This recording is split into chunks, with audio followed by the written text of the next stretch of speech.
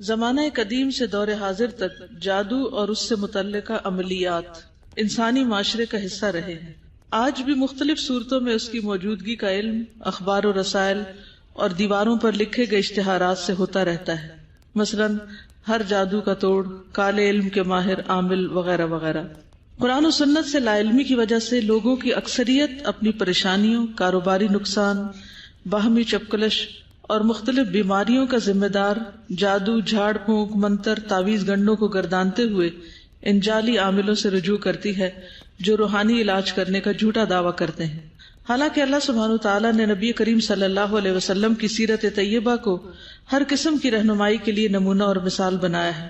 اسلام میں جادو اور اس کے اثرات ختم کرنے کا علاج موجود ہے، اس لیے عوام الناس کو آگاہ کرنے کے لیے جادو کی حقیقت، حفاظتی تدابیر اور علاج پر مشتمل یہ کتابچہ مرتب کیا گیا ہے تاکہ لوگ قرآن و سنت کے مطابق علاج کر سکیں۔ تو اصل مقصد کیا ہے کہ بیماری کا علاج صحیح طریقے پر کیا جائے۔ کیا قرآن و سنت ہمارے لیے کافی ہے یا وہ پوری رہنمائی نہیں دیتا تو ہمیں ضرورت ہے کہیں اور جانے کی؟ یعنی اس سوال کا جواب دیجئے کہ کیا قرآن ہمارے لیے کافی ہے؟ قرآن مجید ہی ہمیں بتاتا ہے کہ وَنُنَزِّلُ مِنَ الْقُرْآنِ مَا هُوَ شِفَاءٌ وَرَحْمَةٌ وَرَحْمَةٌ لِّلْمُؤْمِنِينَ وَلَا يَزِيدُ الظَّالِمِينَ إِلَّا خَسَارًا۔ وَنُنَزِّلُ مِنَ الْقُرْآنِ اور ہم اتارتے ہیں قرآن میں سے مَا هُوَ شِفَاءٌ وَرَحْمَةٌ جو شفا بھی ہے رحمت بھی ہے، یعنی قرآن میں بیماریوں کی شفا موجود ہے اور اللہ کی رحمت ہے، جو بھی اس کے ساتھ تعلق قائم کرے گا اس پر اللہ کی رحمتیں ہوگی۔ لیکن یہ کس کے لیے ہے؟ للمؤمنین، جو اس پر ایمان لائیں۔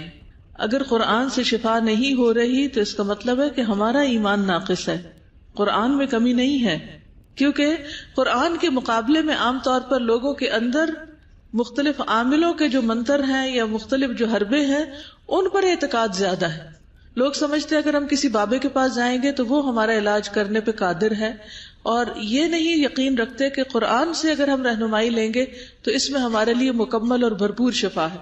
تو سب سے پہلے اپنے ایمان کو درست کرنے کی ضرورت ہے۔ جادو کی حقیقت۔ جادو اردو زبان کا لفظ ہے، انگریزی میں میجک کہتے ہیں، جبکہ عربی میں اس کے لیے سحر کا لفظ استعمال ہوتا ہے۔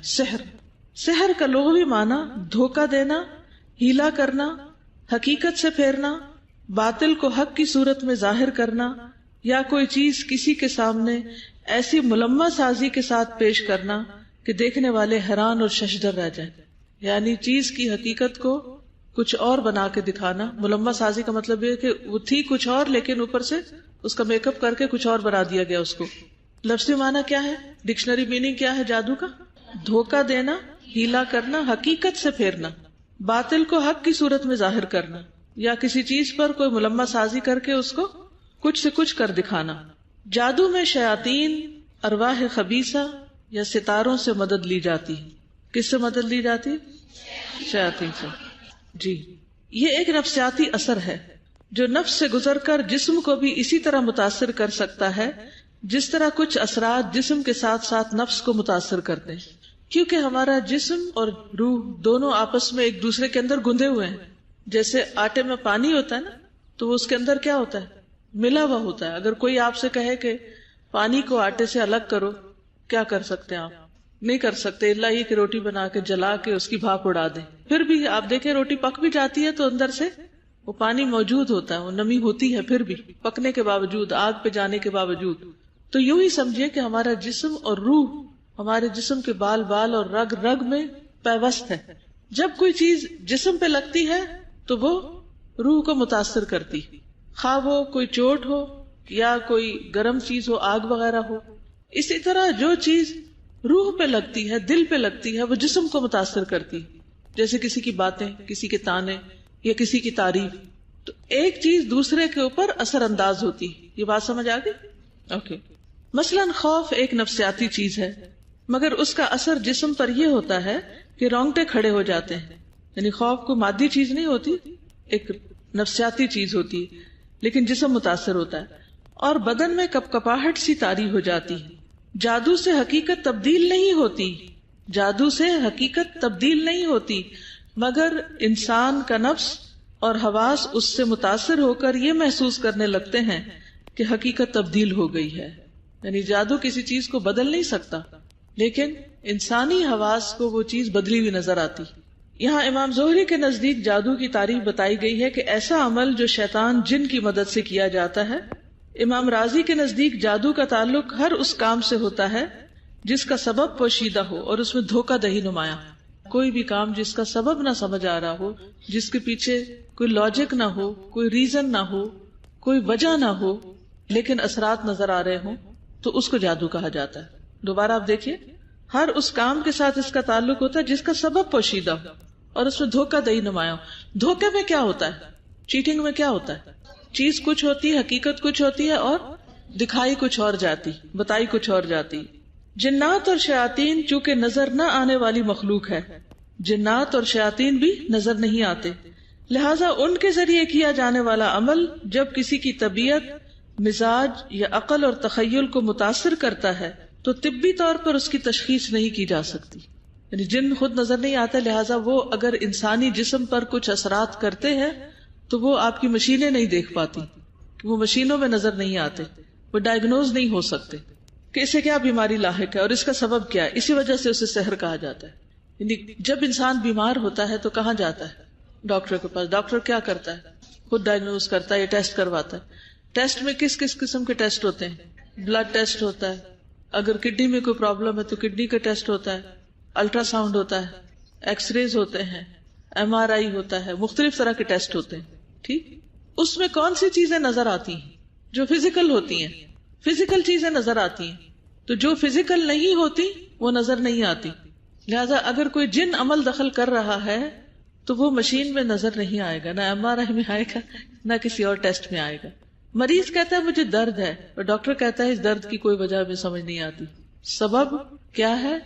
پوشیدہ ہے، سبب نہیں معلوم. اسی وجہ سے اسے سحر کہا جاتا ہے. سحر کیا ہے؟ جس کا سبب معلوم نہیں. قرآن مجید میں متعدد بار سحر، جادو کا لفظ آیا ہے. اللہ تعالیٰ کا ارشاد ہے، اور انہوں نے اس چیز کی پیروی کی جسے شیاطین سلیمان کی بادشاہت میں پڑھتے تھے. بنی اسرائیل نے. بنی اسرائیل کس کے پیچھے پڑ گئے؟ جادو کے. یعنی بیسیکلی بتایا جا رہا ہے کہ جادو میں شیاطین استعمال ہوتے ہیں، جنات استعمال ہوتے ہیں جو نظر نہیں آتے. لہٰذا ہر ایسا عمل جس کا سبب پتہ نہیں چلتا وہ جادو ہوتا ہے. یہ کنیکشن یاد رہے گا نا. اوکے. اور سلیمان نے کفر نہیں کیا، یعنی سلیمان علیہ السلام جادو نہیں کرتے تھے، بلکہ شیطانوں نے کفر کیا، جنات نے کیا. ٹھیک ہے. وہ لوگوں کو جادو سکھاتے اور اس کی پیروی کرتے جو بابل میں ہاروت اور ماروت 2 فرشتوں پر نازل کیا گیا. حالانکہ وہ دونوں کسی ایک کو نہیں سکھاتے تھے، کسی کو بھی نہیں سکھاتے تھے، یہاں تک کہ وہ دونوں کہتے ہم تو صرف آزمائش ہیں، لہٰذا تم کفر نہ کرو. 2 دفعہ جادو کو کیا قرار دیا جا رہا ہے؟ کفر. چنانچہ لوگ ان دونوں سے جادو سیکھتے جس کے ذریعے سے وہ شوہر اور اس کی بیوی کے درمیان جدائی ڈالتے. وہ اس جادو سے اللہ کے حکم کے بغیر کسی کو نقصان نہیں پہنچا سکتے تھے، اور لوگ ان سے وہ علم سیکھتے جو انہیں نقصان پہنچاتا اور انہیں نفع نہ دیتا. حالانکہ وہ جانتے تھے کہ جس نے اس جادو کو خریدا آخرت میں اس کے لیے کوئی حصہ نہیں. البتہ وہ بہت بری چیز تھی جس کے بدلے انہوں نے اپنی جانیں بیچ ڈالی، یعنی جہنم خریدی. کاش وہ جان لیتے. تو اس آیت سے ہمیں جادو کی حقیقت پتہ چل رہی ہے. سب سے پہلی بات تو یہ کہ شیاطین سلیمان علیہ السلام کی بادشاہت میں جادو کا کام کیا کرتے تھے. اللہ سبحانہ وتعالیٰ نے سلیمان علیہ السلام کو بعض ایسے معجزات دے رکھے تھے کہ جس کو انہوں نے بظاہر جادو سے مشابہت کرنے کی کوشش کی، تشبیہ دینے کی کوشش کی. حالانکہ اللہ سبحانہ وتعالیٰ نے صاف بتا دیا کہ سلیمان علیہ السلام کسی جادو کے بل پر نہ حکومت کر رہے تھے اور نہ ہی کوئی کام کروا رہے تھے، بلکہ یہ شیاطین تھے جن کا الگ ہی ایک سلسلہ تھا. وہ جادو کا کام کرتے، وہ لوگوں کو جادو سکھاتے. اور اتفاق یہ کہ ہر قوم کی آزمائش اس کی ویکنیسز کے ساتھ ہوتی ہے. تو اس دور کے بنی اسرائیل کی آزمائش بھی اسی کے ساتھ ہوئی کہ اللہ تعالیٰ نے ان کے لیے 2 فرشتے اتارے بابل کے شہر میں، ہاروت اور ماروت، جو لوگوں کو جادو سکھا سکتے تھے. اب انہیں اتار دیا گیا، لیکن ساتھ ہی یہ بتا دیا گیا، اور وہ فرشتے خود بھی بتاتے تھے کہ تم کفر نہ کرو، جادو نہیں کرو. لیکن اس کے باوجود کہ لوگوں نے حکم جان لیا کہ جادو کرانا کفر ہے، پھر بھی وہ کیا کرتے؟ جادو سیکھتے اور شوہر بیوی کے درمیان فساد ڈلواتے، گھر توڑواتے. اور پھر یہاں یہ بھی پتہ چلتا ہے کہ وہ اس جادو سے اللہ کے حکم کے بغیر کسی کو نقصان نہیں پہنچا سکتے تھے. یعنی کون سی بات واضح ہو رہی ہے کہ جادو سے لوگ میاں بیوی کے درمیان جدائی ڈالتے ہیں، لیکن یہ ہو نہیں سکتا جب تک کہ اللہ کا اذن نہ ہو جائے. تو اللہ کا اذن کیوں ہوتا ہے؟ کیوں اللہ تعالیٰ شیاطین کو ان کے کام میں کامیاب ہونے دیتا ہے؟ کیونکہ آزمائش ہے. اور دوسرے یہ کہ جس طرح جسمانی بیماریوں کے وائرسز ہوتے ہیں وہ اٹیک کرتے ہیں اور انسان بیمار ہو جاتا ہے، تو اسی طرح روحانی بیماریاں بھی انسان پر اٹیک کرتی ہیں اور انسان متاثر ہو جاتا ہے اللہ کے اذن سے. کیا اس وقت فضا میں جراثیم ہیں؟ مختلف بیماریوں کے بھی ہو سکتے ہیں، لیکن کیا وہ آپ سب کو اٹیک کر دیں گے؟ نہیں. کس کو کریں گے؟ جس کے لیے اللہ کا اذن ہوگا. تو اسی طرح شیاطین، جنات، جادو کسی پہ اثر نہیں ڈال سکتا جب تک کہ اللہ کا اذن نہ ہو. اللہ کا اذن کیوں؟ کہ اس شخص کی آزمائش ہے، یہ امتحان ہے. جیسے وَلَنَبْلُوَنَّكُمْ بِشَيْءٍ مِّنَ الْخَوْفِ وَالْجُوعِ وَنَقْصٍ مِّنَ الْأَمْوَالِ وَالْأَنفُسِ وَالثَّمَرَاتِ. ہم تمہاری ضرور آزمائش کریں گے، خوف سے، بھوک سے، جان مال اور پھلوں کی کمی سے. تو آزمائشیں چونکہ آنی ہے زندگی میں ہر ایک پر، تو یہ بھی ایک آزمائش ہوتی ہے جو انسان پر آتی ہے. لیکن انسان کو ہمیشہ یہ تسلی رکھنی چاہیے، اگر کوئی کسی کو ڈرائے کہ میں تم پہ جادو کر دوں گا اور جادو کر کر کے مار دوں گا، تو اس پہ ڈرنا نہیں چاہیے، کیونکہ کسی کے پاس بھی زندگی موت کا اختیار نہیں ہے. زندگی موت صرف اللہ دیتا ہے، کسی وہم کا شکار نہیں ہونا چاہیے. تو ان کو واضح طور پر بتا دیا جاتا کہ تم جادو نہ کرو، یہ کفر ہے، لیکن پھر بھی وہ چیز سیکھتے جو انہیں نقصان دیتی اور فائدہ نہیں دیتی تھی. اور وہ جانتے تھے کہ جس نے جادو خریدا، جادو کیا کرایا، اس کا آخرت میں کوئی حصہ نہیں، یعنی وہ کامیاب نہیں ہو سکتا، وہ جنت میں نہیں جا سکتا. کیا آج کے مسلمانوں کو یہ پتا ہے؟ کچھ کو شاید نہ پتا ہو، لیکن کچھ کو پتا بھی ہے. اس کے باوجود وہ ایسے عملیات کرتے رہتے ہیں جو جادو کی زد میں آتے ہیں. وہ اچھی طرح پتا ہونے چاہیے اور ہمیں اس سے پوری طرح پرہیز کرنا چاہیے. ورنہ اگر ایسا کوئی بھی کام کیا جو جادو میں آتا ہے تو نماز، روزہ، حج، زکوٰۃ، صدقات، سارے اعمال برباد ہو جائیں گے، کیونکہ جادو کا ارتکاب کفر ہے، اور کفر کے ہوتے ہوئے ایمان ضائع ہو جاتا ہے اور اعمال برباد ہو جاتے ہیں. تو اللہ تعالیٰ کہتے ہیں کہ یہ کیسے لوگ تھے جنہوں نے دنیا کے کچھ فائدوں کی خاطر یا دنیا میں اپنی ضد وغیرہ پوری کرنے کے لیے لوگوں کے خلاف انہوں نے اپنی جانیں بیچ ڈالی. یعنی آخری بات یہ پتہ چل رہی ہے کہ جو کسی پر جادو کرتا ہے وہ اس کا کم اور اپنا زیادہ بگاڑ کر لیتا ہے. دوسرے کو تو دنیا میں تکلیف دیتا ہے اگر اللہ کا اذن ہو وہ بھی، لیکن اپنی آخرت برباد کر کے رکھ لیتا ہے. یہ آیت دلیل ہے کہ جادو شیطانی کام اور کفر ہے اور اسے سیکھنے والا کافر ہے. جادو کے ذریعے شوہر اور بیوی کے درمیان جدائی ڈال کر خاندانی زندگی میں بگاڑ پیدا کیا جاتا ہے. نیز جادو بذات خود کسی کو نفع یا نقصان پہنچانے کی طاقت نہیں رکھتا جب تک کہ اللہ کی مشیت نہ ہو. اللہ تعالیٰ فرماتے ہیں وَلَا يُفْلِحُ السَّاحِرُ حَيْثُ أَتَى. جادوگر کہیں سے بھی آ جائے کامیاب نہیں ہو سکتا، یعنی کامیابی جادوگر کے لیے نہیں ہے. چنانچہ یہ عقیدہ رکھنا درست نہیں کہ جادو میں کسی کو نفع اور نقصان پہنچانے کی طاقت موجود ہے. اس کو انڈر لائن کر لیجئے. ایسے جملے لکھے ہوتے ہیں نا، جادو وہ جو سر چھڑ کر بولے. کیا مطلب ہے؟ یعنی ہوگا ہی ہوگا. یہ عقیدہ غلط ہے. چاہے کوئی پیٹ مرے، نہیں ہوگا جب تک کہ اللہ کا اذن نہیں ہوگا. تو یہ نہیں سوچنا چاہیے کہ جادو سے کسی کو نفع یا نقصان ہو سکتا ہے. جس طرح بیماریوں کے مختلف اسباب ہوتے ہیں، اسی طرح جادو بھی کسی بیماری یا تکلیف کا ایک سبب ہے، بس سبب بنتا ہے، باقی ہر چیز اللہ کے ہاتھ ہے. مثلا اگر کئی وائرس پھیلا ہو تو سب اس سے متاثر نہیں ہوتے، وہی بیمار ہوتا ہے جس کے لیے اللہ کا حکم ہو. اسی طرح جادو بھی اللہ کے اذن کے بغیر مؤثر نہیں ہو سکتا، یعنی اثر انداز نہیں ہوتا، بلکہ اللہ تعالیٰ کی مشیت کے ساتھ ساتھ بسا اوقات جادو سے ہونے والی بیماری، تکلیف اور دیگر مصائب بلندی درجات کا بھی سبب بنتے ہیں. یعنی اگر کسی پہ جادو کر دیا کسی نے تو اس کو بیماری آ گئی تو اس سے اس کے گناہ جھڑ جائیں گے، اس کے درجات بلند ہو جائیں گے، اس لیے صبر سے کام لینا چاہیے. نیز اللہ کی یاد سے دوری اور کچھ انسانی کمزوریاں بھی جادو کے اثر انداز ہونے کی وجہ بنتی ہیں. بعضوں کا طہارت کا اہتمام نہ کرنا اور ایمانی طور پر، دینی طور پر کمزور ہونا، یہ بھی اثر انداز ہونے کا سبب بنتا ہے. جس طرح مقناطیس، میگنیٹ صرف لوہے پر اثر انداز ہوتا ہے، اسی طرح جادو یا لوگوں کے خیالات، نگاہیں، کلمات، الفاظ بعض اوقات انہی لوگوں پر اثر انداز ہوتے ہیں جن میں عقیدہ کی کمزوری، توکل کی کمی اور نفسانی خواہشات کا غلبہ ہو، جو طہارت سے لاپرواہی، نماز میں سستی اور ذکر الہی اور مسنون دعاؤں سے غفلت برتتے ہیں. تاہم کبھی نیک اور صالح لوگ اور رسول بھی جادو سے متاثر ہو جاتے ہیں، جیسے نبی صلی اللہ علیہ وسلم پر جادو کا کچھ اثر ہوا تھا۔ عمومی وجوہات کیا ہیں بتائیے، کیا کیا وجہ ہو سکتی ہے عام لوگوں میں؟ طہارت کی کمی اور عقیدے کی کمزوری، توکل کی کمی، نفسانی خواہشات کا غلبہ، نماز وغیرہ میں سستی، قرآن وغیرہ میں دعاؤں میں خصوصاً حفاظت کی دعائیں پڑھنے میں سستی، تو پھر شیاطین اثر انداز ہو جاتے ہیں، کیونکہ شیطان انسان کا دشمن ہے۔ شیطان انسان کا دشمن ہے، وہ اس کو ہر لحاظ سے، دینی اعتبار سے، جسمانی اعتبار سے، روحانی اعتبار سے پریشان رکھنا چاہتا ہے، تاکہ انسان کچھ کر نہ سکے اس زندگی میں، اپنی زندگی ضائع کر کے چلا جائے۔ جی ہاں، یعنی انسان کو کوئی اگر دھمکی بھی دے یا کبھی وہم بھی ہو یا شیطان خیال بھی ڈالے کہ کوئی اثر ہو گیا ہے یا کسی نے کچھ کر دیا ہے، تو ہمیشہ سوچنا چاہیے کہ جب تک اللہ کا اذن نہ ہو کچھ بھی نہیں ہو سکتا۔ السلام علیکم۔ اس میں سب سے زیادہ توحید پر جو ایمان ہے، اللہ تعالیٰ کی معرفت ہونا بے حد ضروری ہے، یعنی اللہ تعالیٰ کے بارے میں جاننا، یعنی یہ توحید کی ساری اقسام جو ہیں، اور اس پر پختہ یقین ہونا، اور پھر اس کے مطابق انسان کا جو عمل ہے، وہی چیزیں انسان کو پھر اس خوف سے نجات دے سکتی ہیں، نجات دلا سکتی ہیں۔ بالکل جی ہاں، مطلب یہ ہے کہ جادو ایک تو ہے کسی کے اوپر کر دینا، اور ایک یہ ہے کہ کسی چیز کے اوپر کرنا، جیسے موسیٰ علیہ السلام کے دور میں جو رسیوں کو سانپ بنا دیا گیا تھا، تو وہ جادو موسیٰ علیہ السلام پر نہیں تھا کہ ان پہ کوئی بیماری آتی یا کچھ، یعنی صرف اس کی ظاہری حالت کو تبدیل کر دیا گیا تھا۔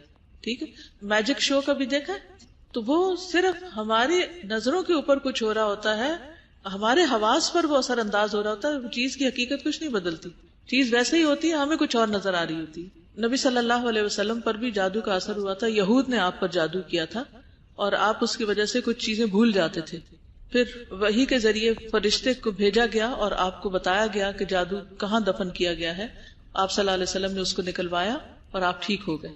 دیکھیں، جیسے چھری جو ہے اس کا استعمال کوئی بھی ہو سکتا ہے، اسی طرح کسی بھی آبجیکٹ کا استعمال مثبت یا منفی دونوں طرح ہو سکتا ہے۔ جی یہ کہتی ہیں کہ نفسانی خواہشات کے غلبے کی جو بات ہے بالکل درست ہے، کیونکہ عموماً جو جادو کے اشتہارات آتے ہیں اس میں یہ لکھا ہوتا ہے کہ محبوب آپ کے قدموں میں، اور اکثر لوگ محبت میں کامیابی کے لیے ہی جادوگروں کا رخ کرتے ہیں۔ ٹھیک ہے، جادو کیا ہے؟ جادو ایسے الفاظ اور دم کا نام ہے، یعنی پھونک مارنے کا، جن کو لکھ کر یا پڑھ کر ہوا یا گرہوں میں پھونکنے سے مطلوبہ شخص کے بدن، دل، عقل یا معمولات زندگی پر منفی اثر ہوتا ہے۔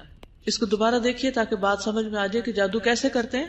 کچھ الفاظ بولتے یا لکھتے ہیں کاغذ کے اوپر، جیسے تعویذ ہوتا ہے، اور پھونکے مارتے ہیں گروں میں، دھاگا لے کے اس کے اوپر پڑھ کے گرہ لگاتے جاتے ہیں، اور عام طور پر مریض کا نام، اس کے والدین کا نام، خاص طور پر ماں کا نام جو ہے وہ ساتھ پڑا جاتا ہے، اور پھر یا گروں میں پھونک مارتے ہیں یا ہوا میں پھونک مار دیتے ہیں، امیجن کر کے اس شخص کو جس پر جادو کیا جا رہا ہوتا ہے۔ ٹھیک ہے، یا الفاظ لکھتے ہیں یا پڑھتے ہیں، یا دھاگے پہ پھونک مارتے ہیں یا ہوا میں پھونک مارتے ہیں، یعنی اس طریقے پر جادو کرتے ہیں، اور جس کا نام وہ لیتے ہیں کہ یہ اثر اس پہ ہو، تو اس شخص کے دل دماغ پر اس کے اثرات اگر اللہ کا اذن ہو تو مرتب ہو جاتے ہیں۔ اب آپ کہیں گے کہ الفاظ کا اثر ہو جاتا ہے، الفاظ جب سامنے بولے جاتے ہیں کیا ان کا اثر ہوتا ہے کوئی؟ اگر آپ کے سامنے کوئی اچھے لفظ بولے تو کیا ہوتا ہے؟ آپ کا دل خوش ہوتا ہے، اور اگر کوئی تنقیدی باتیں کرے، آپ کو کرٹیسائز کرے، تو اثر ہوتا ہے کوئی؟ کتنی دیر تک؟ الفاظ کا اثر کب تک ہوتا ہے؟ بعض اوقات ساری زندگی ہوتا ہے۔ تو یہ جادو تو نہیں، لیکن یہ الفاظ کا اثر ہے۔ تو جادو بھی الفاظ ہوتے ہیں، کچھ لفظ بولے جاتے ہیں، اور جس شخص کے لیے وہ کیا جاتا ہے اس کی یا تو تصویر سامنے رکھ کے بھی جادو کرتے ہیں، پتہ؟ تو اس لیے یہ جو ایک فتنہ تصویر ہے، فیس بک پر ہر کوئی اپنی شادی کی اور اگلی پچھلی تصویریں دے دیتے ہیں، اور ہر ایک کو الاؤ کر دیتے ہیں کہ اپنے موبائل کے ساتھ آ کے دلہن کی تصویریں کھینچے۔ یہ انتہائی غلط ہے۔ اس کا نقصان کیا ہوتا ہے کہ اگر کوئی کسی حسد یا دشمنی کی وجہ سے کسی کے پیچھے پڑ جائے تو پھر جادو وغیرہ میں بھی یہ چیزیں استعمال ہو سکتی ہیں۔ کوشنری میجر ہے کہ ہم لوگوں کو نہیں اس طرح کرنا چاہیے، جی، خاص طور پہ جو شادی کیا۔ ہاؤ ڈو وی نو؟ کیونکہ ایک دفعہ میرے ساتھ اس طرح ہوا تھا کہ مطلب الاؤ نہیں کیا تھا میں نے اپنی کزن کی شادی پہ فوٹو لینے کے لیے، تو وہ یہ کہہ رہے تھے کہ جو بھی ہوتا ہے اللہ کے اذن سے ہوتا ہے، اس طرح آپ کیوں کسی کو روک؟ کیا اللہ نے اذن دے رکھا ہے ہمیں ہم جس کو چاہیں اپنی تصویریں دیتے رہیں؟ اس کو مجھے بتائیے آپ کہ جب آپ سب سے زیادہ حسین ترین بنے بیٹھے ہوں، اس وقت آپ کو سارے مرد دیکھیں اور اگر کوئی نہیں دیکھ سکا تو آپ ان کو تصویریں اتارنے کی اجازت دے دیں اور پھر وہ گھر جا کر جس کو چاہیں دکھائیں. جب ایک دفعہ آپ کی تصویر چلی گئی تو پھر کیا وہ آپ کے کنٹرول میں رہی؟ وہ تو کسی کے پاس بھی جا سکتی، اور وہ کب تک رہے گی اللہ عالم. آپ مر بھی جائیں تو وہ آپ کے پیچھے وہ سارا کچھ دیکھتے رہیں. تو بہرحال جادو کس کا نام ہے؟ الفاظ اور دم کا نام جن کو لکھ کر یا پڑھ کر ہوا یا گروہ میں پھونکنے سے مطلوبہ شخص کے بدن، دل، عقل یا معمولات زندگی پر منفی اثر ہوتا ہے. اس کے برعکس پاکیزہ کلمات بھی اپنی تاثیر رکھتے ہیں جن کے اثرات بدن، دل، عقل اور زندگی پر محسوس کیے جا سکتے ہیں، جیسے قرآن کی آیات، احادیث رسول صلی اللہ علیہ وسلم، یا کسی شخص کا عمدہ انداز بیان. جسے حدیث میں آتا ہے نا کہ ان من البیان لسحر، بخاری کی حدیث ہے کہ بعض بیان جو ہوتے ہیں، بعض کلام جو ہوتے ہیں وہ جادو اثر رکھتے ہیں، یعنی وہ بھی دلوں پر اثر انداز ہو جاتے ہیں. جیسے کچھ شعر ہوتے ہیں، یعنی پوئٹری جو ہوتی ہے انسان کو بیٹھے بیٹھے رلا دیتی ہے. آپ رونے والے نہیں ہوتے لیکن آپ سنتے ہیں تو ایک دم رو پڑتے ہیں. تو اس نے کیا کیا؟ تھے تو الفاظ ہی نا، ان الفاظ نے آپ کے دل کو چھو لیا اور آپ اسی وقت اپنے بس سے باہر ہو گئے. بعض لوگ تو اتنا روتے ہیں کہ انہیں سنبھالنا مشکل ہو جاتا ہے. سیدنا ابن عمر رضی اللہ عنہما کہتے ہیں کہ مشرق کی طرف سے 2 مرد آئے، دونوں نے لوگوں کو ایک فصیح و بلیغ خطبہ سنایا. لوگ ان کے بیان سے متاثر ہوئے تو رسول اللہ صلی اللہ علیہ وسلم نے فرمایا، یقیناً بعض بیان جادو جیسا اثر رکھتے ہیں.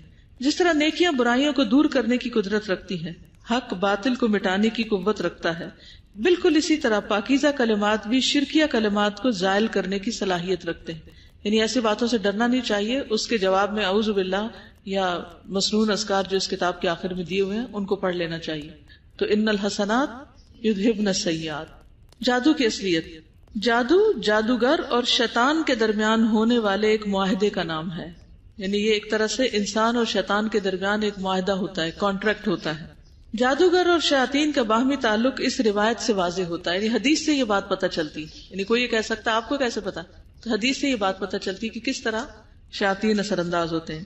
سیدنا ابو ہریرہ رضی اللہ عنہ سے روایت ہے کہ بے شک اللہ کے نبی صلی اللہ علیہ وسلم نے فرمایا، جب اللہ سبحانہ تعالیٰ آسمان پر کسی بات کا فیصلہ کرتے ہیں، جب اللہ تعالیٰ آسمان پر کسی بات کا فیصلہ کرتے ہیں تو فرشتے اللہ کے فیصلے کو سن کر جھکتے ہوئے عاجزی سے اپنے بازو پھڑپڑاتے ہیں. ٹھیک ہے، ہلتے ہیں، کانپتے ہیں. پھر وہ آپس میں پوچھتے ہیں کہ تمہارے رب نے کیا فرمایا؟ وہ کہتے ہیں حق بات کا حکم فرمایا، یعنی جو بھی فرمایا حق فرمایا، سچ کہا، اور وہ بلند و برتر ہے. پھر ان کی یہی گفتگو چوری چھپے سننے والے شیاطین سن لیتے ہیں. سورۃ جن میں بھی آتا نا انا کنا نقعد مقاعد للسمع، کہ ہم چپ کے سننے کی جگہوں پہ جا بیٹھتے تھے اور فرشتوں کو جو حکم ملتا تھا وہ ہم بھی سن لیتے تھے. پھر وہ شیاطین کوئی ایک کلمہ سن کر اپنے نیچے والے کو بتاتے ہیں. یعنی چوری سے بات سن لی کہ اللہ کا حکم، مثلاً یہ کہ فلاں کو مار دو یا بارش برساؤ فلاں علاقے میں، یا اور جو بھی کوئی حکم ہے مثال کے طور پر، تو وہ انہوں نے سن لیا. اب سن کے شیطان نے کیا کیا؟ اگلے شیطان کو بتا دیا. اس طرح وہ کلمہ ساحر یا کاہن تک پہنچ گیا. کبھی تو ایسا ہوتا ہے کہ اس سے پہلے کہ وہ کلمہ اپنے سے نیچے والے کو بتائیں، آگ کا گولا انہیں آدھا بوجھتا ہے، یعنی مار دیا جاتے ہیں. اور کبھی ایسا ہوتا ہے کہ جب وہ بتا لیتے ہیں تو آگ کا انگارہ ان پر پڑتا ہے. اس کے بعد کاہن اس میں 100 جھوٹ ملا کر لوگوں سے بیان کرتا ہے. پھر یہ بات کہی جاتی ہے کہ دیکھا اس کاہن نے فلاں دن یہ بات نہیں کی تھی. اسی ایک کلمے کی وجہ سے جسے آسمان پر شیاطین نے سنا تھا، لوگ کاہنوں اور ساحروں کی بات کو سچا جاننے لگتے ہیں. ایک بات آپ دیکھیے، جتنے بھی نجومی ہیں، جو بھی سود سیرز ہیں، یا جو مستقبل کی پیشن گوئیاں کرتے ہیں، بعض اوقات وہ 100 جھوٹی باتیں کرتے ہیں مگر ایک بات اس میں صحیح نکل آتی ہے تو لوگوں کا اعتقاد کیا ہو جاتا ہے؟ ان کو سب پتا ہے. وہ 99 جھوٹی باتوں کو کنسیڈر ہی نہیں کرتے. کیا کرتے ہیں؟ اس ایک بات کو لے لیتے ہیں. بڑے بڑے جو پیشن گوئیاں کرتے رہتے ہیں، ان کی کوئی ایک آدھ بات سچی ہو جاتی ہے تو پھر لوگ ان کی ہر بات کو ایسے سنتے جیسے قرآن کی آیت سنی جاتی یا اس سے بھی زیادہ. تو کیا ہوتا ہے؟ کون بتائے گا کہ کاہنوں کے پاس کس طرح غیب کی خبریں پہنچتی ہیں؟ میں جاننا چاہتی ہوں آپ کو کیا سمجھ آئی. اللہ تعالیٰ فرشتوں کو حکم دیتے ہیں، نے سن لیا، یعنی اس کے اوپر عمل کرنے کے لیے وہ آج سے جھکتے ہیں. تو وہ جب دوسرے فرشتے ان سے پوچھتے ہیں کہ تمہارے رب نے کیا حکم دیا، تو وہ کہتے ہیں کہ جو بھی کہا حق کہا. تو ان میں سے کوئی بات اگر جو شیاطین وہاں بیٹھے ہوتے ہیں چوری سے چپ کے سن رہے ہوتے ہیں تو وہ دوسرے کو بتاتے ہیں. تو وہ چپ کے ایک بات کوئی سن لیتے ہیں تو وہ آگے. جی تو سم ٹائم یہ ہوتا ہے کہ کوئی شوٹنگ سٹار آتا ہے اور ان کو مار دیا جاتا ہے, اور سم ٹائم یہ ہوتا ہے کہ وہ اب بات بتا دیتے ہیں, بات آگے نکل چکی ہوتی پھر مارا جاتا ہے. جی تو وہ وہی بات جب کہائن اور ساحروں کے پاس پہنچتی ہے تو اس کے ساتھ 100 جھوٹ ملا کے آگے لوگوں کو بتاتے ہیں, اور پھر لوگ ان کی باتوں کو سچ سمجھنے اس ایک بات کی وجہ سے جو سچ نکل آتی ہے سارے جھوٹ کو مان لیتے ہیں. جادوگر حرام کاموں کا ارتکاب کر کے بدلے میں شیاطین سے مدد لیتے ہیں. یہ بڑا اہم حصہ ہے. جادوگر حرام کام کر کے, شرکیہ کام کر کے شیاطین سے مدد لیتے ہیں. شیاطین جادوگر کے باطل مطالبات کو پورا کرنے اور اس کے مقاصد کے حصول کے لیے ہر وقت حاضر رہتے ہیں. یعنی ساحر, کاہن اور شیطان میں جو کانٹریکٹ ہوتا ہے وہ کیا ہوتا ہے؟ شیطان حکم دیتا ہے جادوگر کو کہ کوئی حرام کام کرو, اور وہ بعض اوقات بہت ہی گندے قسم کے حرام کام ہوتے ہیں. یعنی شرک اور زنا سے لے کر چوری اور قتل تک کے حکم دیتے ہیں, کیونکہ شیطان کیا چاہتا ہے کہ انسان کوئی بھی غلط کام کرے اور برباد ہو. تو کہتے ہیں ہم اس وقت تک تمہاری مدد نہیں کریں گے جب تک کہ تم فلاں غلط کام نہ کرو. مثلا قرآن کے ورقوں کی بے حرمتی کرو, یا پیریڈز کے خون کے ساتھ الٹا قرآن لکھو, یا اسی قسم کے انتہائی غلیظ قسم کے اور حرام قسم کے کام کرواتے ہیں. پھر اس کے بعد وہ ان کے ہاتھ آتے ہیں اور ان کی مدد کرتے ہیں. پھر وہ ان کا مقصد پورا کرنے کے لیے ہر وقت ان کے غلام بن جاتے ہیں, حاضر رہتے ہیں. یہ کہتے ہیں نا جن مسخر کیا ہوا. حضرت سلیمان علیہ السلام نے تو اللہ کے حکم سے مسخر کیا ہوا تھا, لیکن عام طور پر یہ عامل بابے وغیرہ جو جن مسخر کرتے ہیں وہ بعض اوقات ان کی غلط باتیں مان کر ان کو مسخر کر پاتے ہیں اور ان سے پھر کام لیتے ہیں. تو اس لیے ایسے لوگوں کے پاس بھی نہیں جانا چاہیے جو جنات کے ذریعے پھر آگے کام لے رہے ہوتے ہیں, کیونکہ ہمیں نہیں معلوم کہ انہوں نے کون سے غلط کام کر کے جنات کو اپنا ہم نوا بنایا. جادو شرک کی ایک قسم ہے, کیونکہ اس میں لوگوں کو گمراہ کرنے کے لیے جنات کی عبادت بھی کی جاتی ہے اور ان سے مدد لی جاتی ہے. جادوگر اللہ تعالیٰ کے بجائے جنات کی عبادت کرتا ہے اور ان کے وسیلے سے ایسے کام کرتا ہے جو لوگوں کے لیے ضرر رساں ہوتے ہیں, یعنی نقصان دہ ہوتے ہیں. جادوگر کس کی عبادت کرتا ہے؟ جنات کی. وہ اس سے سجدہ کرواتے ہیں یا کھلم کھلا شرکیہ کام کرواتے ہیں. ٹھیک. بسا اوقات جادوگر لوگوں کے خیالات پر اس قدر حاوی ہو جاتا ہے کہ لوگ چیزوں کو ایسی شکل میں دیکھتے ہیں جو ان کی اصلی صورت نہیں ہوتی. جیسے فرعون کے جادوگروں کے بارے میں اللہ تعالیٰ کا ارشاد ہے, یخیل الیہ من سحرہم انہا تسعی. موسیٰ علیہ السلام کو ان کے جادو سے خیال دلایا جا رہا تھا جیسے کہ وہ دوڑتے ہوئے سانپ ہیں. یعنی موسیٰ علیہ السلام پر بھی اس کا اثر ہو گیا تھا, وہ انہیں رسیوں کو سانپ سمجھ بیٹھے تھے, تو وہ ان کے خیال پر اثر انداز ہوئے تھے جادوگر. سمجھ آئے؟ یعنی بعض اوقات ایک چیز ہے, یعنی یہ کتاب ہے, لیکن یہ سونے کی اینٹ نظر آ رہی ہو مثلا, تو وہ سونا نہیں ہوتا. کیا ہوتا ہے؟ ذہنی خلل ہوتا ہے یا خیالات میں اثر اندازی ہوتی ہے, اور پھر اس کی بنا پر وہ چیز کی حقیقت کچھ سے کچھ نظر آتی. اللہ تعالیٰ کا ان کے بارے میں ارشاد ہے, فَلَمَّا أَلْقَوْا سَحَرُوا أَعْيُنَ النَّاسِ وَاسْتَرْهَبُوهُمْ وَجَاءُوا بِسِحْرٍ عَظِيمٍ.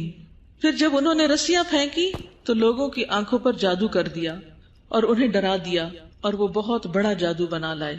یعنی سارے ماہر جادوگر اکٹھے ہو کر انہوں نے آخری حد تک اپنا جادو چلانے کی کوشش کی. جادوگر گروہ میں پھونک مارتا ہے, جیسے کہ اللہ تعالیٰ نے فرمایا وَمِن شَرِّ النَّفَّاثَاتِ فِي الْعُقَدِ, اور گروہ پر پھونکنے والیوں کے شر سے. اب یہ ساری تعلیم اور یہ ساری آگاہی ہمیں کہاں سے مل رہی ہے؟ قرآن و سنت سے مل رہی ہے. یعنی ویسے تو ہم یہ کہہ سکتے ہیں ہم نہیں مانتے جادو کو, لیکن جادو کی بہرحال حقیقت ہوتی ہے, اور قرآن ہمیں اس کے بارے میں بتاتا ہے, اور اس کی حقیقت بھی بتاتا ہے کہ وہ دراصل خیال میں اثر اندازی ہے مختلف طریقوں سے. جادو انسانی تخیل پر اثر انداز ہو کر ایسی چیزیں دکھاتا ہے جو اپنی اصلی صورت پر نہیں ہوتی. مثلا رسی یا لاٹھی کو سانپ کی شکل میں دکھاتا ہے, پتھر کو انڈے کی شکل میں, اور کبھی انسان لوگوں کو اسی طرز پر دیکھتا ہے جس پر وہ حقیقت میں ہوتے نہیں. اسی طرح کچھ دوسری چیزوں کو بھی محسوس کرتا ہے جو حقیقت کے برعکس ہوتی. یعنی چیز کچھ ہوتی ہے اور نظر کچھ اور آ رہی ہوتی ہے. یہ ہے جادو, نظر کا دھوکا. ٹھیک ہے, کیا ہے جادو؟ نظر کا دھوکا. یہاں تک بات سمجھ آ گئی کہ جادو کیا ہوتا ہے. پہلے رشتے میں صرف یہ بتایا گیا کہ جادو ہوتا کیا, کیسے ہوتا ہے, اور مختلف طرح کے عوامل کیا ہوتے ہیں اس میں. تو بات کچھ واضح ہوئی کہ نہیں ہوئی؟ جادو میں کس سے مدد لی جاتی؟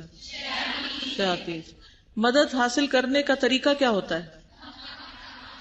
ناپاک اعمال کر کے, ناپاک کلمات کے ذریعے, شرک کے ذریعے, کفر کے ذریعے. ٹھیک ہے. جادو کس چیز کے ذریعے ہوتا ہے؟ الفاظ اور دم وغیرہ کے ذریعے. ٹھیک ہے, یا لکھے جاتے ہیں یا پڑھ کر ہوا میں پھونکے جاتے ہیں یا گروں پر پھونک ماری جاتی، پھر وہ گھول کے آگے پلائے جاتے ہیں۔ ان کا سوال یہ ہے کہ بعض اوقات کوئی بیمار ہوتا ہے تو قرآن پاک کی آیات پڑھ کر رسی پر گرا لگا کر اس کو گلے میں لٹکا دیا جاتا ہے، یہ بھی منع ہے۔ یعنی گرا لگانا جو ہے یہ جادو ہے، چاہے قرآن پڑھ کے کریں یا کچھ اور پڑھ کے کریں، یہ نہیں کرنا چاہیے۔ بعض لوگ بازو میں کچھ باندھ لیتے ہیں، بعض گلے میں لٹکا لیتے ہیں، بعض کسی جگہ کسی دیوار وغیرہ پہ لٹکا دیتے ہیں، کہیں بھی ایسا نہیں کرنا چاہیے۔ جی اصل میں ہم نے پیچھے عقیدہ واسطیہ پڑھا، پھر اصول الثلاثہ پڑھا، شرک کی اقسام پڑھی، لیکن عام طور پر جادو کے ذریعے جو شرک کا کاروبار پھیلا ہوا ہے، الامان والحفیظ، اچھے بھلے سمجھدار عبادت گزار نیک لوگ بھی اس پھندے میں پھنس جاتے ہیں اور ساحروں اور کاہنوں کے پاس پہنچ جاتے ہیں جو انہیں غیب کی خبریں بتاتے ہیں، اور پھر وہ ان کے بتائے ہوئے طریقوں پر عمل کر کے اپنا ایمان گنواتے ہیں۔ تو اس لیے بہت محتاط ہونے کی ضرورت ہے، ہر چیز کو اچھی طرح سمجھ لینے کی، تاکہ کسی ایسی چیز کے قریب نہ انسان پھٹکے جو ایمان لے جانے والی۔ استاذہ یہ جو تعویذ ہوتا ہے اس کی کیا حقیقت ہے؟ یعنی کہا جاتا ہے کہ چھوٹا سا کاغذ اس کو رول کر دیا جاتا ہے اور اس پہ کچھ قرآنی آیات لکھی جاتی ہیں، ڈیپینڈ کرتا ہے اس پر لکھا کیا گیا ہے۔ اگر تو قرآنی آیات لکھی گئی ہیں تو کوئی حرج نہیں، لیکن جو دوسری باتیں ہیں ان میں ہندسے لکھے جاتے ہیں، نمبر لکھے جاتے ہیں، کچھ لائنز لگا دی جاتی، کچھ لائنز ہوتی ہیں، یا بعض اوقات صرف ایسے اسکریبل کیا ہوتا ہے، تو ایسی کسی چیز کو استعمال نہیں کرنا چاہیے جو سمجھ نہ آئے یا نمبرز وغیرہ ہوں، کیونکہ اس میں شیاطین کو پکارا جاتا ہے، غیر اللہ کی مدد لی جاتی ہے، جس سے وہ چیز شرک میں شامل ہو جاتی۔ ٹھیک ہے، بعض لوگ خود تو جادو نہیں کرتے لیکن جادو کے توڑ کے لیے جادو کر رہے ہوتے ہیں، وہ بھی غلط ہے۔ جادو کا توڑ صرف مسنون طریقے سے کرنا چاہیے جو اس کتاب میں بتایا جائے گا انشاءاللہ۔ جادو کی اقسام، جادو کی دو بڑی اقسام ہیں، عام جادو اور کالا جادو، یا چھوٹا جادو بڑا جادو۔ ٹھیک، یہ تعویذ کے ذریعے یا جنتر منتر پڑھ کر کیا جاتا ہے عام جادو، ان تعویذ بنا کے دے دیے جاتے ہیں۔ کالا جادو، اس میں نجاست سے آیات قرآنی لکھی جاتی، یعنی پیشاب وغیرہ سے یا کچھ، یا آیات قرآنی کو الٹا لکھا جاتا ہے، جیسے قل هو اللہ احد ہے تو کیسے لکھیں گے؟ احد اللہ کل، نعوذ باللہ، یعنی قرآن کو الٹا کر دیتے ہیں۔ اور دیگر حرام کام کیے جاتے ہیں، یہ ایک سخت قسم کا جادو ہے۔ ان دونوں اقسام کے تحت درج ذیل جادو کیے یا کروائے جاتے ہیں۔ سحر تفریق، قریبی اور کاروباری رشتوں میں جدائی ڈالنے والا۔ تفریق کا کیا مطلب؟ جدائی ڈالنے والا۔ لوگ اکٹھے ہیں، ان کو اچھے نہیں لگتے کہ ان کے درمیان لڑائی جھگڑا ہو، تاکہ وہ جو اچھا کام کر رہے ہیں وہ نہ ہو سکے، حسد کی بنا پر عام طور پر لوگ ایسا کرتے ہیں۔ سحر محبت، کسی کے دل میں اپنی محبت ڈالنے والا۔ سحر تخیل، وہم میں ڈالنے والا۔ سحر جنون، دماغ کو مفلوج کرنے والا۔ سحر خمول، کاہلی اور سستی میں مبتلا کرنے والا، یعنی کوئی کام نہ ہو سکے، لیزی کر دے بس۔ سحر حواتف، چیخ و پکار میں مبتلا کرنے والا۔ آپ نے دیکھا ہوگا کہ کچھ لوگ اچھے بھلے ہوتے ہیں اور اچانک وہ چیخنا چلانا شروع کر دیتے ہیں، وہ آؤٹ آف کنٹرول ہو جاتے ہیں۔ سحر امراض، مختلف بیماریوں مثلا مرگی میں مبتلا کرنے والا۔ سحر استحاضہ، استحاضہ کی بیماری میں مبتلا کرنے والا، وہ خواتین جن کو سارا مہینہ پیریڈز ہوتے رہتے ہیں، اسپاٹنگ ہوتی رہتی ہے۔ اس میں نبی صلی اللہ علیہ وسلم کی واضح حدیث ہے جس سے پتہ چلتا ہے کہ یہ شیطان کا عمل ہے۔ جادو کی وجوہات، وہ مذموم وجوہات جن کی بنا پر عموماً جادو کیا یا کروایا جاتا ہے۔ نمبر 1، دشمنی یا حسد، کسی کو ذہنی اور جسمانی بیماریوں میں مبتلا کرنا، رشتوں میں رکاوٹ یا بندش ڈالنا، اولاد کی بندش کرنا، کاروبار میں بندش کرنا، مشترکہ کاروبار کے حصے داروں میں پھوٹ ڈلوانا، کسی کی تعلیم اور ترقی میں رکاوٹ ڈالنا۔ نمبر 2، انسانی تعلقات میں خرابی، خاوند بیوی میں تفریق کرانا، یعنی طلاق ہو جائے، والدین اور اولاد میں ناچاکی کروانا، پڑوسیوں میں فساد ڈلوانا، دوستوں میں جدائی ڈلوانا، بھائیوں کے مابین نفرت کرانا، یعنی یہ مقاصد ہوتے ہیں عام طور پر جادو کے، سارے ہی مذموم مقاصد ہیں۔ جادو کے بغیر بھی یہ سب کچھ ہو رہا ہے اور وہ شیطانوں کی پیروی ہے، یعنی شیطان ان چیزوں کا حکم دیتا ہے اور انسان اللہ کی بات ماننے کی بجائے شیطان کی پیروی کرنے لگتا ہے۔ سیدنا ابو ہریرہ سے روایت ہے کہ رسول اللہ صلی اللہ علیہ وسلم نے فرمایا، اجتنبوا الموبقات الشرک باللہ والسحر، ہلاک کرنے والی چیزوں سے بچو، اللہ کے ساتھ شرک کرنا اور جادو کرنا، یعنی شرک کے ساتھ اس کو ملایا گیا ہے۔ جادو کی چند علامات، یعنی جس پہ جادو ہوتا ہے اس کے اوپر یہ نظر آتا ہے۔ نمبر 1، بغیر اسباب کے مزاج میں بتدریج تبدیلی، آہستہ آہستہ مزاج بدل جانا، موڈ بدلنا، سستی، گھبراہٹ، خاموشی اور تنہائی کی عادت، ذہنی انتشار کی کیفیت جو بتدریج بڑھتی جائے، یعنی مینٹل ڈس اورینٹیشن، بے چینی کی کیفیت لیکن جگہ بدلتے ہی افاقہ ہونا، یعنی انسان بے چین ہو لیکن اگر وہ اس جگہ سے ہٹ جائے، کسی اور گھر میں چلا جائے، کسی اور مجلس میں، تو وہاں وہ بے چینی ختم ہو جائے. مزاج میں حد سے زیادہ چڑچڑا پن آ جانا، کسی کام میں دل نہ لگنا، نماز روزہ اور دیگر عبادات سے دل اکتا جانا، یعنی عبادت چھوڑ دینا، جسم کے کسی حصے میں بلا وجہ درد ہونا، بغیر کسی بیماری اور ظاہری علامات کے سر چکرانا، بعض اوقات دورے کی کیفیت کے دوران گردن کا ٹیڑھا ہونا، یعنی فٹس پڑنے لگتے ہیں بعض لوگوں کو، ڈراؤنے خواب آنا، اور بیداری میں بھی چیخ و پکار کی آوازیں سنائی دینا، یعنی بیٹھے بیٹھے کچھ آوازیں سننا جو اور لوگوں کو جو پاس بیٹھے ان کو نہیں سنائی دیتی، صرف بیمار کو سنائی دیتی. گھر والوں، دوست احباب اور رشتہ داروں سے معاملات بلا سبب خراب ہونا. نمبر 2، غیر معمولی واقعات پیش آنا، یعنی ایک تو عام چیزیں ہیں جو یہ موڈ مزاج کی تبدیلی وغیرہ ہے، اور کچھ ہے خون کے چھینٹے گرنا، طے شدہ کپڑوں کو کٹا ہوا پانا، خاوند یا بیوی کو ایک دوسرے میں کشش محسوس نہ ہونا، فریقین کے درمیان بلا وجہ شکوک و شبہات کا پیدا ہونا، یعنی فریقین سے مراد کوئی بھی دو لوگ آپس میں ایک دوسرے سے مس انڈرسٹینڈنگ، ہر وقت مس انڈرسٹینڈنگ. خاوند یا بیوی کو دوسرے فریق کا بدصورت دکھائی دینا، میاں کو بیوی بہت بری لگتی ہے، شکل و صورت اس کی، حالانکہ وہ پہلے اچھی والی پسند تھی، اور اسی طرح بیوی کو شوہر کی شکل دیکھنا پسند نہیں، گوارا نہیں. شادی شدہ کو اپنے رفیق حیات کے پاس جانے سے بے رغبتی ہونا، یعنی کسی قسم کی بیوی سے سیکشل ڈیزائر نہ ہونا، یہ علامات ہوتی ہیں عام طور پر جادو کی. اب جادو سے بچاؤ کی احتیاطی تدابیر، یعنی بیماری ہونے سے پہلے ہی جن پہ جادو نہیں ہوا وہ اچھے بھلے صحت مند ٹھیک ٹھاک ہیں، وہ کیا کریں. جس طرح جسمانی بیماریوں سے بچاؤ کے لیے احتیاطی تدابیر اختیار کی جاتی ہیں، اسی طرح جادو سے بچاؤ کے لیے بھی احتیاطی اور حفاظتی تدابیر اختیار کرنی چاہیے. حفاظتی تدابیر جادو اور دیگر شرور سے بچنے کا ذریعہ ہیں، اور جادو واقع ہونے کے بعد اس کا علاج بھی ہے. لہٰذا اللہ تعالیٰ پر بھروسہ کرتے ہوئے درج ذیل تدابیر پر عمل کریں اور دعا بھی کریں کہ اللہ تعالیٰ اس تکلیف اور پریشانی سے نجات عطا فرمائے. آمین. نمبر 1، طہارت اور وضو کا اہتمام، پاک صاف رہنا. کچھ لوگ نہ نہاتے ہیں نہ اپنے جسم کے بال صاف کرتے ہیں، اور اگر وہ کسی کمرے میں آ جائیں تو پورا کمرہ اسمیل سے بھر جاتا ہے. تو ایسی چیزیں اس ضمن میں آتی کہ آپ بیل مجھے مار، کیونکہ شیاطین خود گندے ہوتے ہیں، انہیں گندگی پسند ہوتی ہے، وہ ان لوگوں کے عاشق ہوتے ہیں جو گندے رہتے ہیں. تو اگر آپ گندے رہتے ہیں، نہ پسینے کو صاف کرتے ہیں اپنے اور نہ ہی اپنے جسم کو صاف کرتے ہیں، تو پھر آپ دعوت دے رہے ہیں شیطانوں کو کہ آ کے آپ کے اوپر حملہ آور ہوں. یعنی حد درجے کی جسمانی صفائی ستھرائی کا لحاظ رکھنا نہایت ضروری ہے. جادو کے اثر سے بچنے کے لیے ضروری ہے کہ انسان اپنے آپ کو پاک اور صاف رکھے. نبی کریم صلی اللہ علیہ وسلم نے فرمایا، شیطان تم میں سے ہر ایک آدمی کی گردن پر جب وہ سو جاتا ہے 3 گریں لگا دیتا ہے، ٹکن کر دیتا ہے. ہر ایک گرہ پر پھونک مارتا ہے کہ ابھی رات بہت لمبی ہے. جب کوئی بیدار ہوتا ہے اور اللہ کا ذکر کرتا ہے تو ایک گرہ کھل جاتی ہے، جب وضو کرتا ہے تو اس پر سے دوسری گرہ بھی کھل جاتی ہے، جب وہ نماز پڑھ لیتا ہے تو ساری گرہیں کھل جاتی ہیں. پھر وہ صبح حشاش بشاش اور خوش مزاج اٹھتا ہے، ورنہ اس کی صبح نفس کی خباثت اور سستی کے ساتھ ہوتی ہے. یعنی صبح سویرے سے ہی طہارت اور پاکیزگی کا اہتمام کرنا چاہیے. صبح جاگنے کی دعا معلوم ہے آپ کو؟ اب دیکھیں اب تو اتنی آسانی ہو گئی ہے کہ موبائل میں وہ جو سونے جاگنے کے آداب ہیں ایپ، وہ اگر ہو تو اگر زبانی نہیں بھی یاد تو آپ موبائل تو سب سے پہلے ہی اٹھاتے ہیں نا اٹھ کے صبح، تو وہ ایپ نکال لیا کریں اور دیکھ کے دعائیں پڑھ لیں، اور رات کو سوتے وقت بھی پڑھ کے سوئیں. کیا کرنا؟ اٹھتے وقت دعا پڑھنا، وضو کرنا اور نماز پڑھنا. اگر گرمیوں میں جیسے راتیں چھوٹی ہوتی ہیں اور اگر آپ کو دوبارہ سونے کی ضرورت پڑے تو دوبارہ اٹھ کر بھی پھر یہی ترتیب دہرائیں، دعا پڑھیں، وضو کریں اور اشراق یا چاش جو بھی ہے اس کو ادا کر لیں، تو آپ پھر فریش ہو جائیں گے. نمبر 2، عبادات کی پابندی. فرض عبادات پابندی کے ساتھ ادا کرنے سے انسان شیطان سے محفوظ ہو جاتا ہے، جبکہ فرائض میں سستی برتنے کی وجہ سے شیطان اس پر غالب آ جاتا ہے. سیدنا جندب بن عبداللہ کہتے ہیں کہ رسول اللہ صلی اللہ علیہ وسلم نے فرمایا، جس نے صبح فجر کی نماز ادا کی تو وہ اللہ تعالیٰ کے ذمے میں ہے، اللہ اس کی حفاظت کرے گا، اور جو صبح کی نماز قضا کر دے پھر وہ اللہ کے ذمے سے نکل گیا، پھر وہ بغیر حفاظت کے پڑی ہوئی چیز ہے، جو چاہے اس پر حملہ آور ہو جائے. سئل النبی صلی اللہ علیہ وسلم ای الاعمال احب الی اللہ قال ادومها وان قل.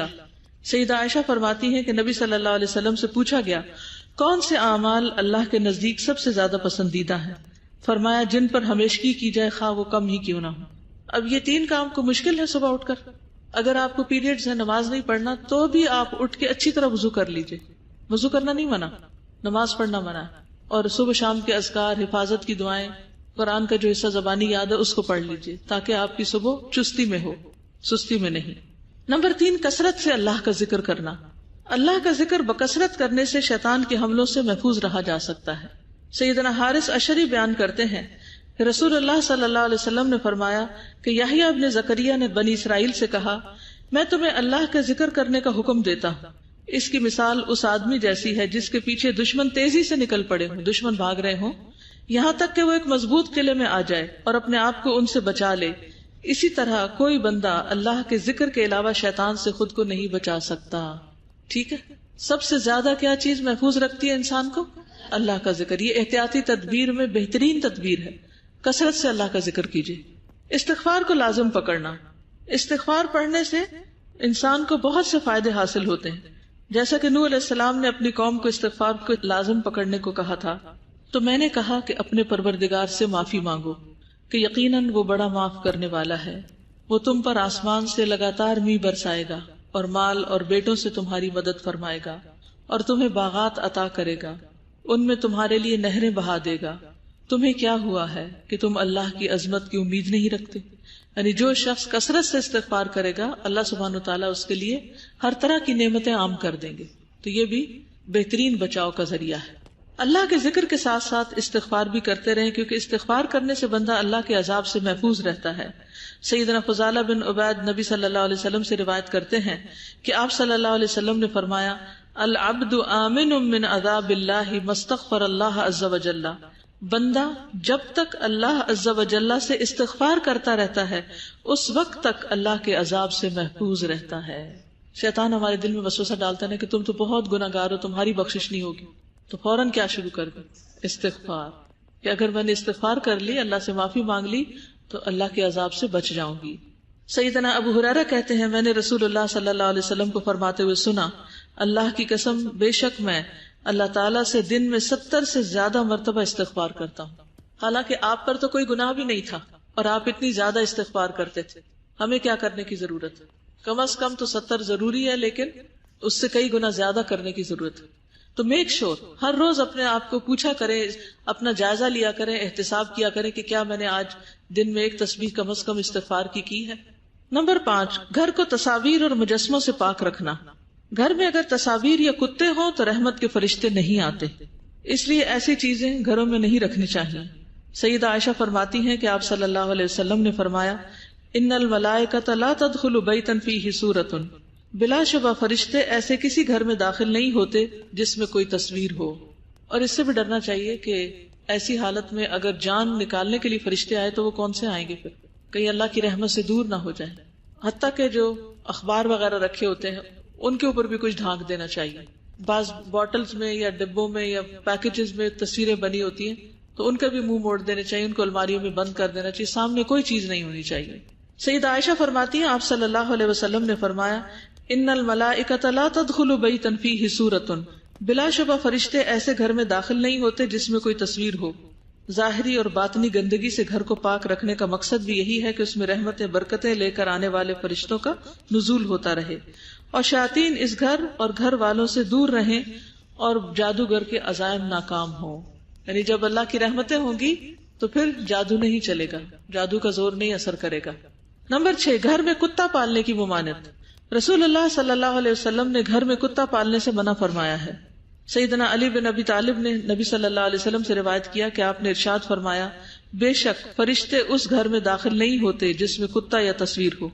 نوٹ، گھر اور کھیت کی حفاظت اور شکار کے لیے کتا رکھا جا سکتا ہے، لیکن وہ گھر سے باہر ہوگا۔